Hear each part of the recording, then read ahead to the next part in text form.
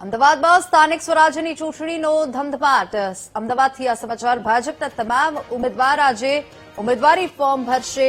શક્તિ પ્રદર્શન કરીને ભાજપ નામાંકનની પ્રક્રિયા પૂર્ણ કરશે. બપોરે 1 વાગ્યા પહેલા ફોર્મ ભરવા તમામને સૂચના આપી દેવામાં આવી છે અને 3 વોર્ડ પ્રમાણે ફોર્મ સ્વીકારવાનું વહીવટીતંત્રએ આયોજન કર્યું છે.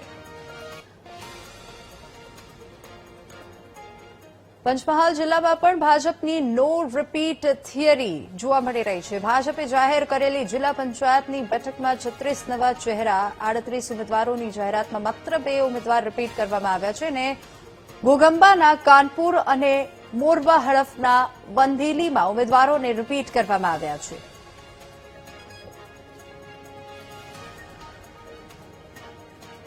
આ તરફ ભાવનગરમાં ભાજપે 47 ઉમેદવારો જાહેર કર્યા છે. ભાજપે જૂના જોગિયાઓના પત્તા કાપી નાખ્યા છે. પૂર્વ મેયર ભરત બારડ અને કીર્તિબેન દાણીધારિયા અને મોનાબેન પારેખને ટિકિટ આપવામાં આવી છે. જોકે પૂર્વ ચેરમેન ભીરુ ધામેલિયા અને યુવરાજસિંહ ગોહિલનું પત્તું કપાયું છે. નવા અને યુવા નેતાઓને ચૂંટણીના જંગમાં ઉતારવામાં આવ્યા છે. જોકે જૂના જોગિયાઓના પત્તા કપાઈ ગયા છે. કુલ 52માંથી માત્ર 7 ઉમેદવારોએ રિપીટ કરવામાં આવ્યા છે.